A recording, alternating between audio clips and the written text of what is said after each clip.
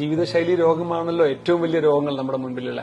പക്ഷെ ഇത് പറഞ്ഞു കഴിഞ്ഞാൽ രോഗികൾക്ക് അങ്ങ് മനസ്സിലാവില്ല. അവര് ഇത് പ്രശ്നമുണ്ട്, അപ്പൊ കൊളസ്ട്രോൾ കൂടി അതിനൊരു മരുന്ന് തരും, പ്രഷർ കൂടി അതിനൊരു മരുന്ന് തരും എന്ന ഒരു ആറ്റിറ്റ്യൂഡിലാണ് ഒരുപാട് പേഷ്യൻസ് വരുന്നത്. ഞാൻ ഇവരോട് പറയും, ഞങ്ങൾ ഡോക്ടേഴ്സ് നിങ്ങളൊരു പ്രഷറുമായിട്ട് വന്നു കഴിഞ്ഞാൽ ഒരു മരുന്ന് തരും, ആ ഒരു മരുന്ന് കൊണ്ട് പ്രഷർ കൺട്രോൾ ആയിട്ടില്ലെങ്കിൽ ഞങ്ങൾ 2 മരുന്നാക്കും, അങ്ങനെ മരുന്ന് കൂട്ടിപ്പോവും.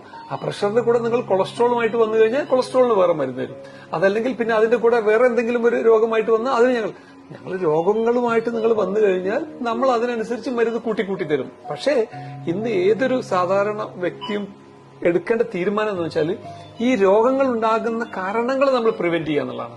അതല്ലാതെ പ്രഷർ ഉണ്ട് അതിനൊരു മരുന്ന് കഴിക്കുക, കൊളസ്ട്രോൾ ഉണ്ട് അതിന് വേറെ മരുന്ന് കഴിക്കുക, ഷുഗർ ഉണ്ട് അതിന് വേറെ മരുന്ന് കഴിക്കുക എന്നതിന് ബദല് ഈ മരുന്ന് കഴിക്കേണ്ട സാഹചര്യം ഇല്ലാതെ ഞാൻ എങ്ങനെ നോക്കും, അത് എന്റെ ഭക്ഷണത്തിന്റെ രീതിയിൽ കൂടി അല്ലെങ്കിൽ എന്റെ വ്യായാമം മൂലം അല്ലെങ്കിൽ മറ്റ് ജീവിതചര്യയിൽ വരുത്തേണ്ട